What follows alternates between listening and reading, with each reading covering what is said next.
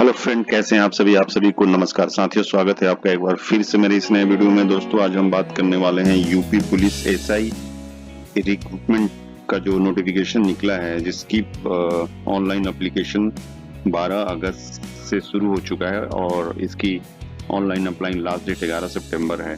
जिसकी एसआई की बात करें तो एसआई की टोटल पोस्ट 4543 पोस्ट निकाली गई थी।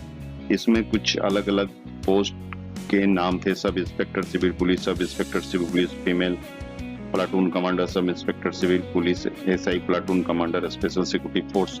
ये सारी मिलाकर के 4543 पोस्ट थे।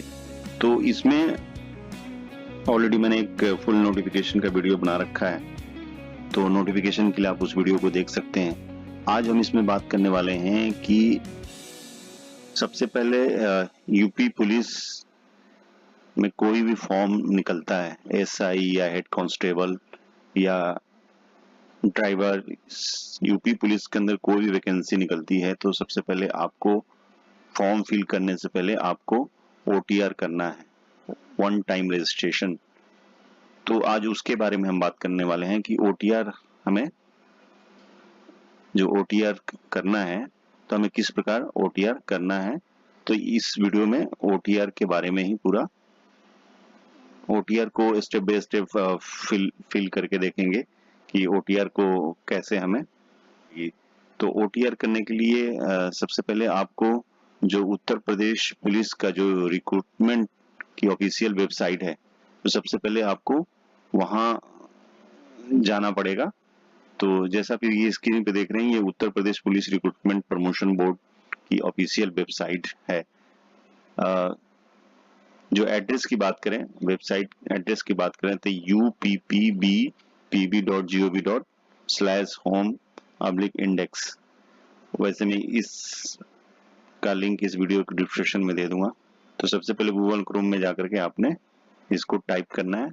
जैसे आप टाइप करेंगे तो ये Uttar Pradesh police recruitment and promotion board जो है ये ओपन हो जाएगा। तो सबसे पहले हमें कोई भी नोटिफिकेशन या कोई भी नोटिस जो जारी होता है या कोई भी वैकेंसी निकलती है, एक तो आप टॉप नोटिस जो यहाँ से सूचना है तो आप यहाँ से देख सकते हैं। एडवर्टाइजमेंट या नोटिस रिलीज जो भी होता है डेट वाइज यहाँ से आपको पता चल जाता है। या फिर हमें सबसे पहले यहाँ पे जो आप होम अबाउट अस, इसके बगल में नोटिस है, तो नोटिस के ऊपर जैसे आप क्लिक करेंगे तो ये नोटिस यहाँ पे जो भी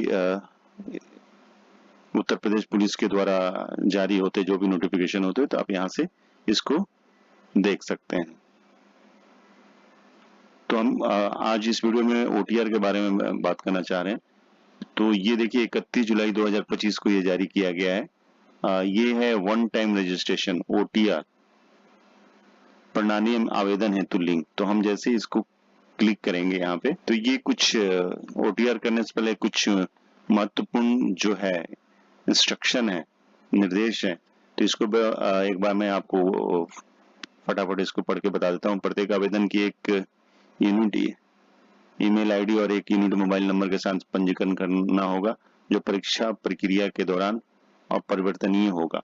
इसमें ये चीज बताया गया कि आपके पास एक ईमेल आईडी होना चाहिए और एक मोबाइल नंबर होना चाहिए, और ये चेंज आप नहीं कर सकती इस चीज को, ईमेल आईडी और मोबाइल नंबर को, क्योंकि जो भी इसमें जो भी मैसेज और या फिर मेल वगैरह आने होंगे आएंगे या फिर आपको वेरीफाई करना पड़ेगा। तो ये दो चीज आपको जरूरी है। आवेदक अपना पंजीकरण आधार, digi locker, driving licence, pen या पासपोर्ट का उपयोग करके पूरा कर सकते हैं। जो आपकी आईडी होगी रजिस्ट्रेशन के लिए, आधार कार्ड या डिजी लॉकर जो है उसके बेस पे, या ड्राइविंग लाइसेंस, पेन या पासपोर्ट का आप इसमें डिटेल आपको देना पड़ेगा किसी एक का। इसमें ये बताया केवल 10वीं जो 10th की मार्कशीट है, प्रमाण पत्र में अंकित विवरण ही वन टाइम रजिस्ट्रेशन के लिए मान्य है। ये चीज बताया गया जब आपने 10th किया है तो जो आपका मार्कशीट में डिटेल है, आपका डेट ऑफ बर्थ, आपका नेम, आपका फादर नेम, तो ये सारी चीज उसी के हिसाब से इसमें जो भी डिटेल पूछा जाता है तो 10वीं मार्कशीट के हिसाब से ही इसमें भरा जाएगा। अब इसमें एक चीज और बताया गया है, पंजीकरण प्रक्रिया के दौरान अंकित आवेदक का नाम, जेंडर और जन्म तिथि, डेट ऑफ बर्थ, 10वीं स्टैंडर्ड प्रमाण पत्र, जैसे मैंने पहले आपको बता रहा था, ये सब कुछ मेल खाना चाहिए। उसमें उसके बाद ये बताया गया है, यदि डिजी लॉकर से 10th स्टैंडर्ड विवरण प्राप्त नहीं हो पाते हैं तो आवेदक अपने विवरण स्वयं दर्ज कर सकते हैं।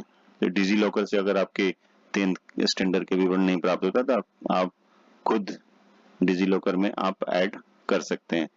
तो इसको ओके कर देते हैं। ओके करने के बाद आप यहाँ पे देख लीजिए कि ये पेज ओपन होता है। ओपन होने के बाद देखिए यहाँ पे लिखा है कि create your one time registration OTR account registered है। उसके बाद अगर ऑलरेडी किसी ने OTR रजिस्ट्रेशन किया हुआ है और SI के लिए अगर फॉर्म फिल करना चाहता है तो login with account, login with Aadhaar ID, login with DigiLocker, तो ये आप अगर ऑलरेडी आपने OTR रजिस्ट्रेशन कर दिया है तो आप यहाँ से अपनी ID पासवर्ड डाल करके आप इसको ओपन करके आप इस फॉर्म को भर सकते हैं।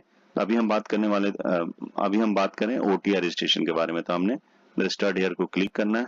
फिर यहाँ पे आपको ईमेल ID, आपका मोबाइल नंबर देने के बाद जनरेट ईमेल OTP, फिर उसके बाद जनरेट मोबाइल OTP करने के बाद फिर आपने वेरीफाई और प्रोसीड करना है। तो एक तो आपका ईमेल ID, दूसरा मोबाइल नंबर, OTP आने के बाद वेरीफाई करने के बाद उसके बाद आपका एक पर्सनल इंफॉर्मेशन का पेज ओपन होगा।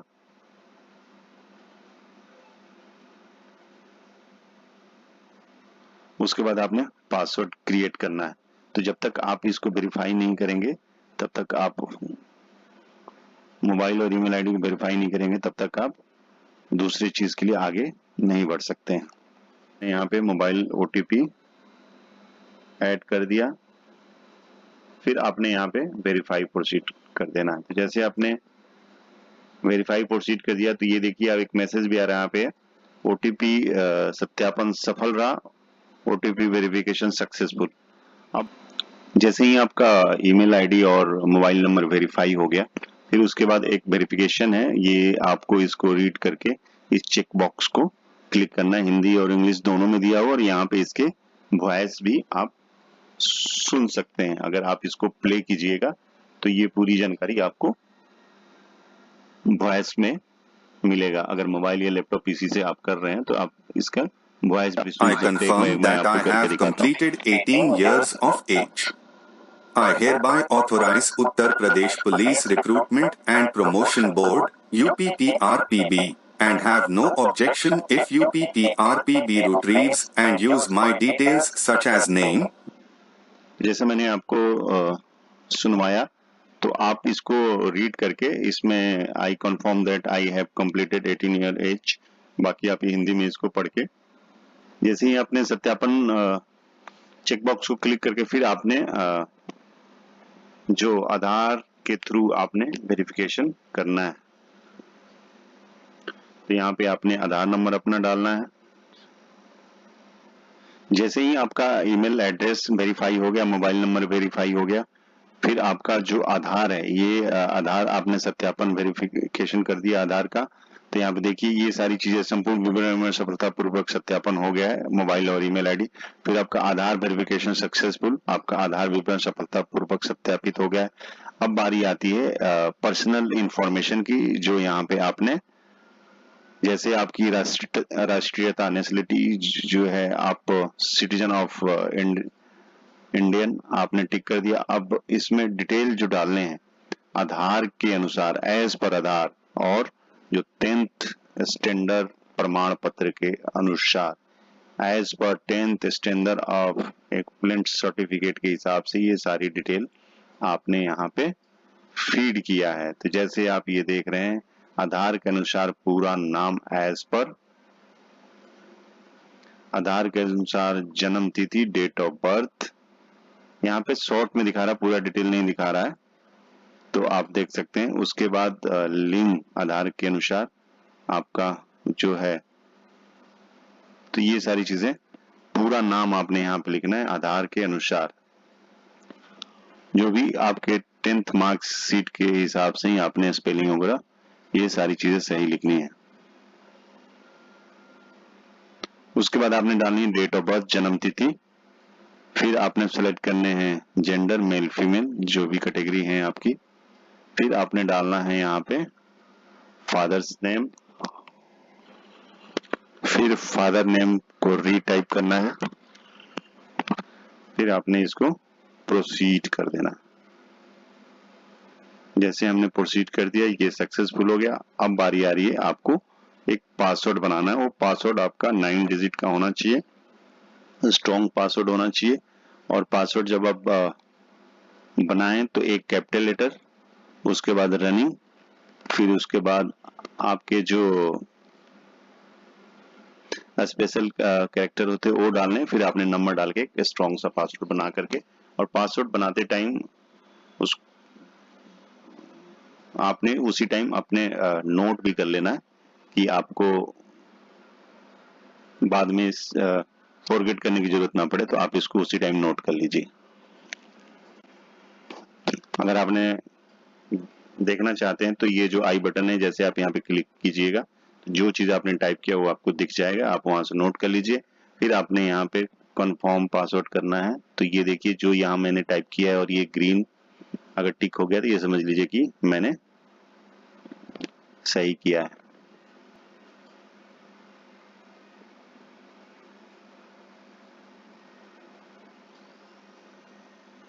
अब हमने preview and create an account यहाँ पे क्लिक करना है।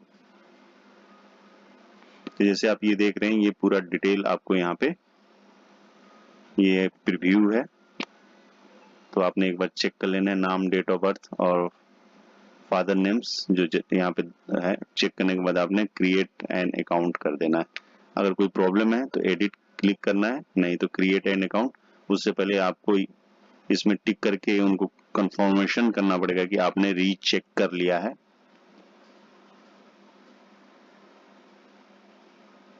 तो इसको हमने रीचेक कर लिया है। फिर आपने अगर एडिट है तो एडिट करके आप बैक जा सकते हैं, नहीं तो आपने क्रिएट एन अकाउंट पे क्लिक करना।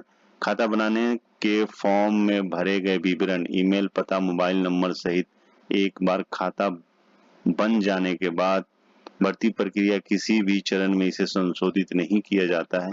कि आप आगे बढ़ना चाहते हैं तो ये चीज इंफॉर्मेशन ये क्लियर कर दिया गया कि आपने एक बार ओटीआर रजिस्ट्रेशन कर दिया तो फिर आपका डाटा वही रहेगा। तो मेरा मानना है कि इसको बड़ी तसल्ली से हर एक चीज डिले हो जाए, लेकिन आपने इसको जो डाटा है, वन टाइम रजिस्ट्रेशन है, क्या पता आपको मौका मिले ना मिले, क्या ये फिर से दोबारा आप उसमें एडिट कर पाए कि ना कर पाए। लेकिन ये तो यहाँ तक तो ये क्लियर हो रहा है कि फिर आपको ये चीज दोबारा मौका नहीं मिलेगा इसको ठीक करने के लिए, जब एक बार आपने अकाउंट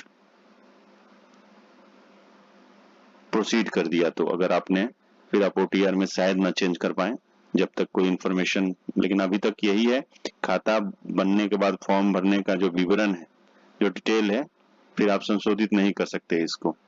चलिए हम इसको प्रोसीड करके देखते हैं। कैप्चा पुनः प्रस्तुत किया गया है, कृपया पुनः सत्यापित करें। तो कैप्चा की बात आ रही है, तो यहाँ पे कैप्चा उस टाइम नहीं आ रहा था।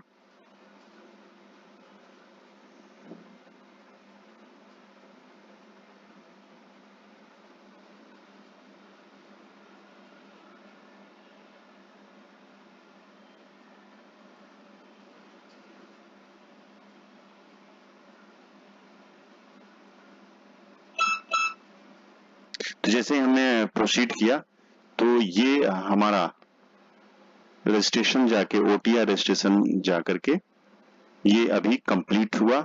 और आपने पासवर्ड एक बना लिया, जो पासवर्ड आपने नोट करके रखना है।